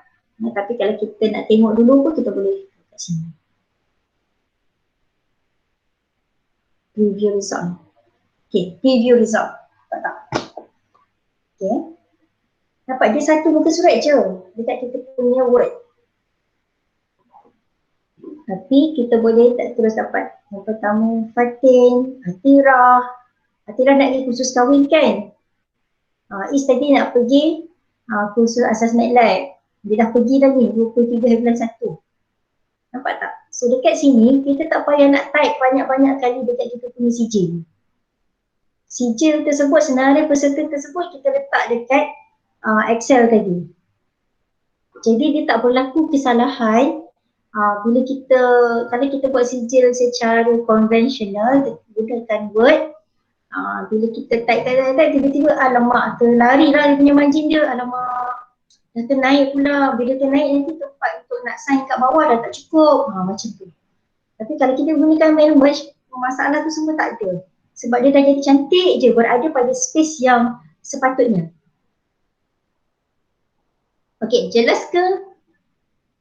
Jelas ke tak jelas penggunaan mail merge?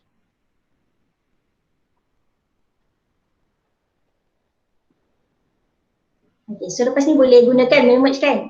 Untuk apa-apa lah, boleh yang repetitive lah. Buatkan dulu dia punya template dia apa, lepas tu masukkan data, lepas tu kita boleh tinggal untuk copy paste pun kan dia akan automatic masukkan je data daripada file yang satu lagi. Apa kata nak Microsoft Publisher? Saya tak biasa pilih sangat publisher ni. Biasa dia untuk buat template je. Buat template, buat brochure. Kata orang lah lebih sesuai kalau nak buat macam bulletin. Tapi saya kalau bulletin, Cik MPRC punya bulletin, saya guna PowerPoint je buat. Sekejap saya minta call Hello? Hello ya? Betul? Hari ini tutup pukul 6. Esok buka pukul 8. Atau pukul 7. Betul. Okay. Okay, so publisher ni dia dah settingkan siap-siap. Kalau kita nak buat template, dia dah ada setting size yang sesuai. Nak buat name-card, ada size yang sesuai untuk kita nak buat design tersebut. Kalau kita nak buat guna PowerPoint, kita kena set sendiri margin dia. Kita nak lipat pada panjang kertas yang berapa untuk perbezaan antara Microsoft Publisher dengan Microsoft yang lain. Tapi sebenarnya boleh je, nak guna Word pun boleh, cuma hasil dia lah berbeza. Kalau Publisher kita boleh apa yang kita tulis, apa yang kita buat dekat dia punya page tu, memang itulah yang akan keluar masa kita print.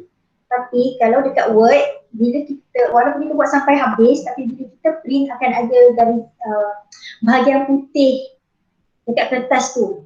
Maksudnya kalau kita letak full dekat Word ni, kita nampak dia dah full colour dah.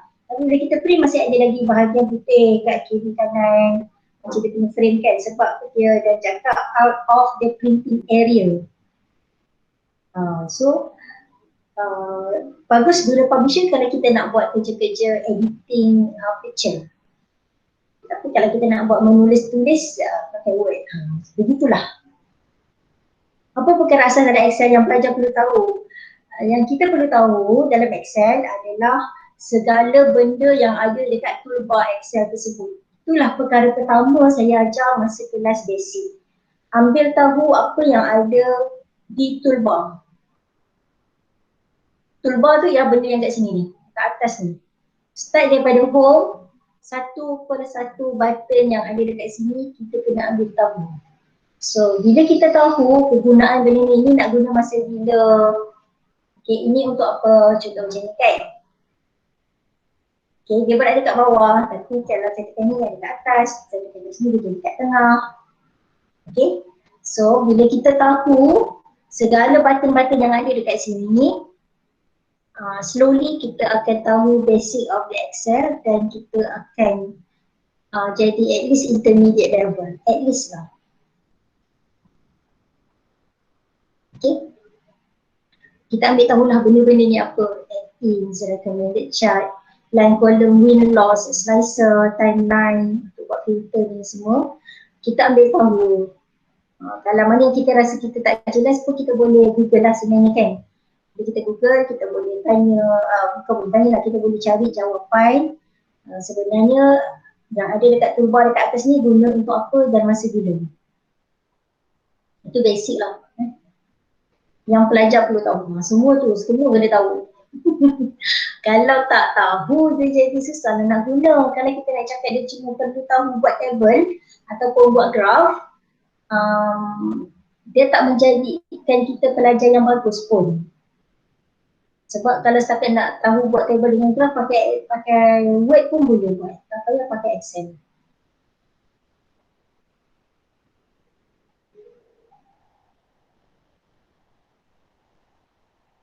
Okay.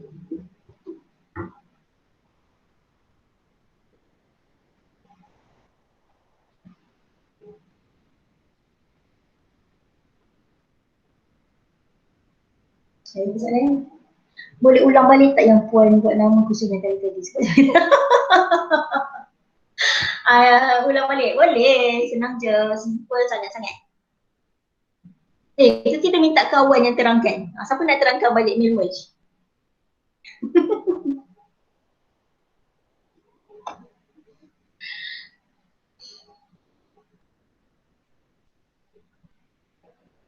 Okey.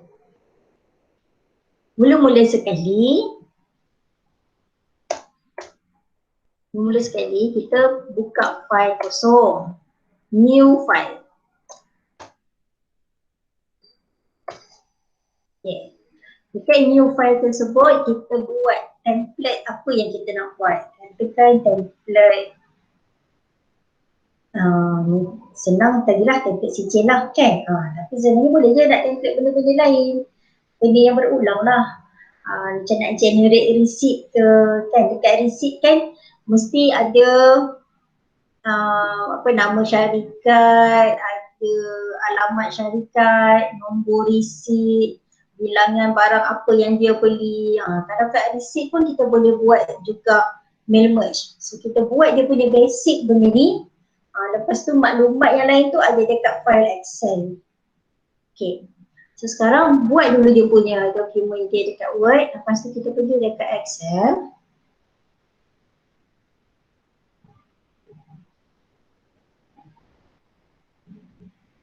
Dekat file Excel, kita mestilah buat yang first sekali, first row. First row mestilah tajuk dia yang kita nak letak dekat kita punya file dekat Word tadi. So first row mesti ada ni, nama, kursus, tarikh. Ni contoh je lah kan. Kalau kita nak buat receipt, mungkin nama, tarikh pembelian, barang apa dia beli, siapa yang jual, siapa yang terima. Okay. So kat sini data yang berulang. Nama ni data yang berulang, kursus ni data yang berulang. Yang penting first column ni mesti tajuk dia. Okay. Kemudian kita save. Selepas kita save, barulah kita boleh guna data yang kita dah save tadi dekat Word. Dekat Word, pergi dekat mailing, dekat start mail merge.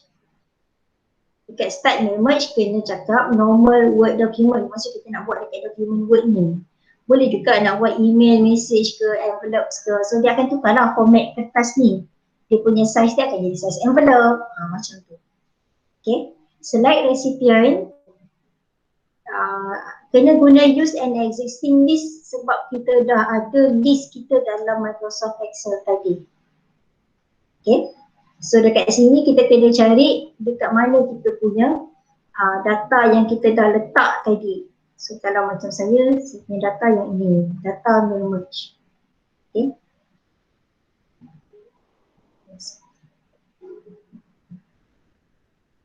Answer. Ini sebab saya dah letak tadi.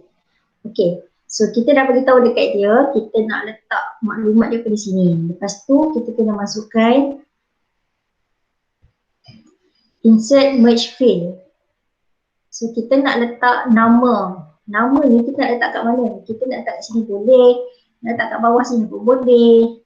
Nak letak dekat mana-mana pun boleh. Tapi pastikan kita letak kat tempat yang betul sebab dia akan repetitif kat situ. Dekat mana kawasan yang kita letak tadi.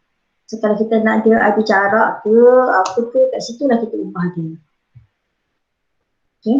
So contohnya untuk nama ni tadi sebab dia dekat sijil, cantiknya kita gunakan font yang pelik sikit kan. Saya letak font ni lah, font Nilofar nak. Lepas tu kasih besar sikit kat sijil. Lagi besar, lagi cantik sikit kan. Okay, size dia. Telah menghadiri kursus apa, masuk balik dekat mailing, insert merge field, kursus apa. Pada bila, itu lagi dekat sini, tarikh pula kita nak letak kat sini. Ini nama kursus dengan tarikh ni adalah perkara yang kita dah tulis pada baris pertama dalam file Microsoft Excel kita. Okay. Jadi kita nak tengok hasil dia macam mana, kita preview result, tekan button ni, preview result. So dia akan keluar dekat sini. Okay. Okay. Pertama is for you pergi assessment lab, lepas tu yang kedua ialah Fatin, ketiga ialah Atira. Okay. Bila kita cakap finish merge ni tadi adalah kita boleh nak save dia sebagai satu keping dah ada siap tulisan ni, atau kita boleh nak printkan dokumen. Kalau print dokumen pun kita boleh nak all ke ataupun current yang Atira punya sijil saja, ataupun kita nak yang from je, maksudnya page 2 dengan page 3 je, yang is for you punya kita tak nak print, pun boleh. So nanti printer ni dia akan print satu persatu lah, sehelai demi sehelai. Okay. So sudah faham kan? Okay.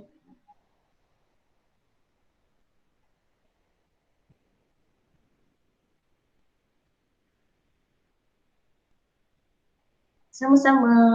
Okay, so habis dah.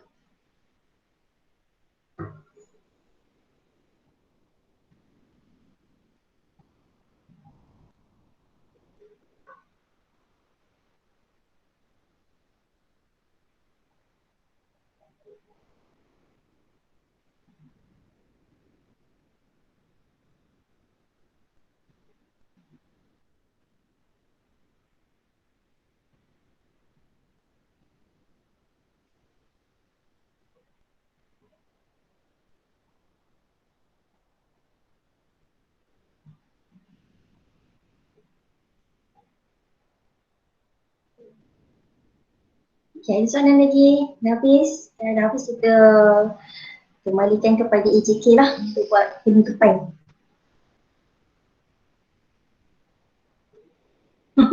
Seronok mengajar kalian juga. Saya pun first time mengajar online.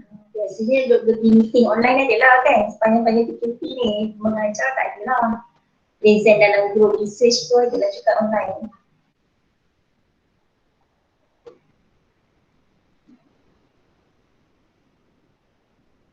Sama-sama Zita. So Is boleh buat penutup kot.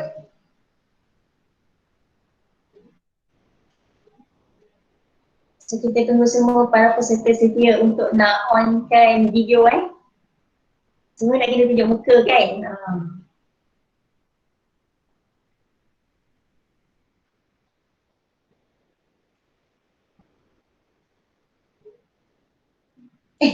Kenapa pergi ramai-ramai live pula ni?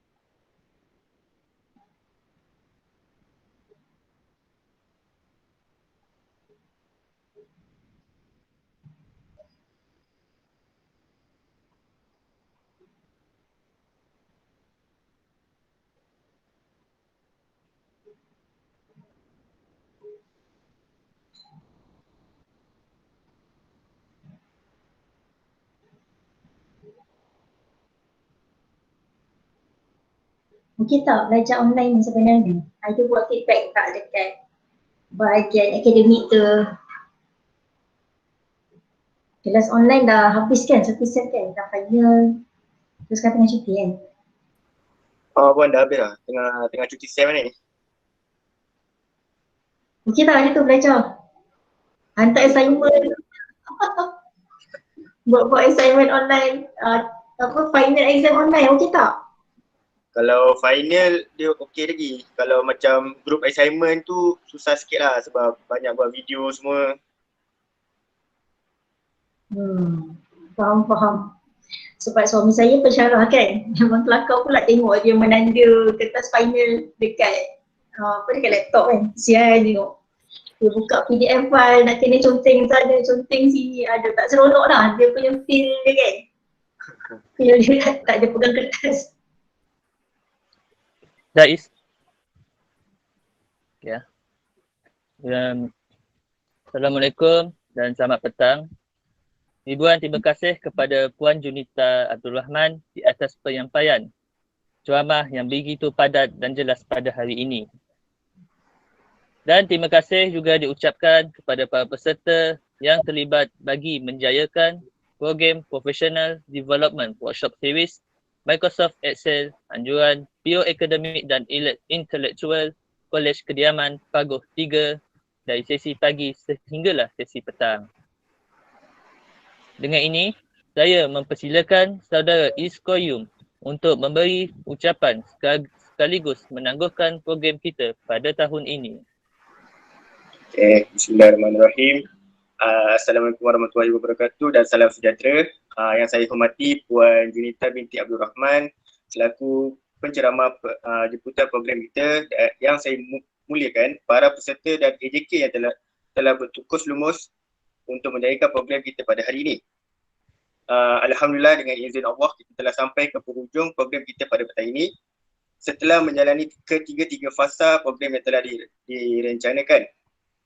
Mewakili pihak penganjur, kami ingin menyusun jari memohon kemaafan atas segala kekurangan dan kerencatan program ini sama ada tanpa kami sedar ataupun secara sedar.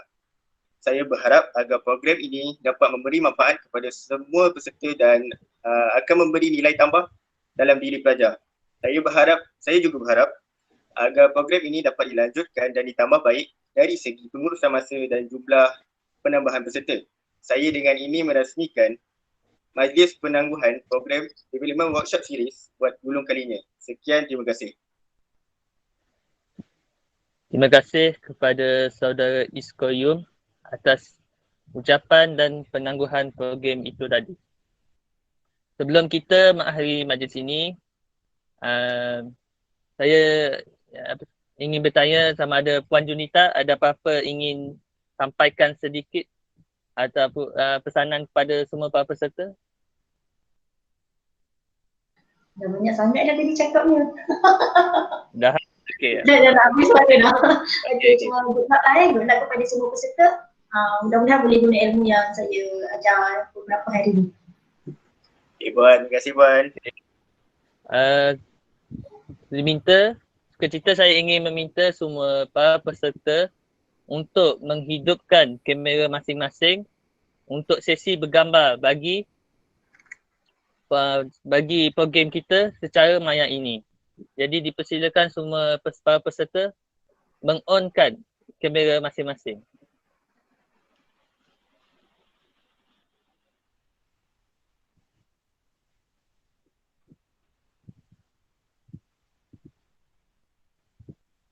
Minta para peserta untuk on kamera.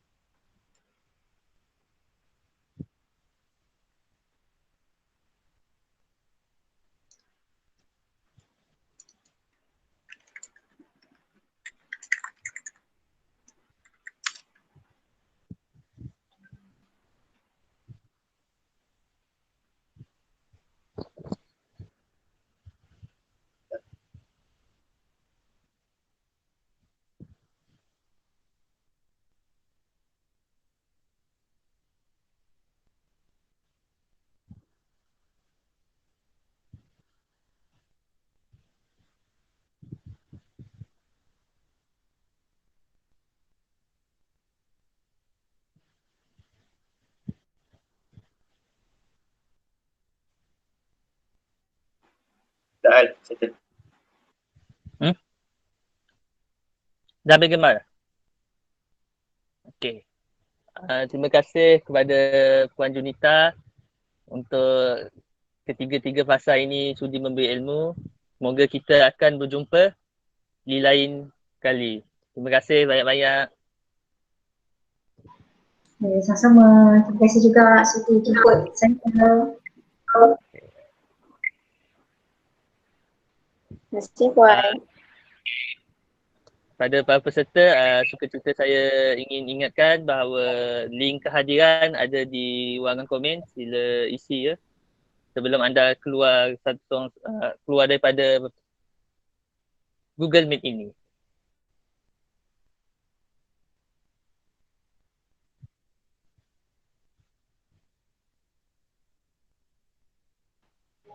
Okey, saya keluar dulu Terima kasih banyak semua. Kita jumpa lagi insyaAllah bila-bila. Okay, Puan. Bye. Okay, Puan.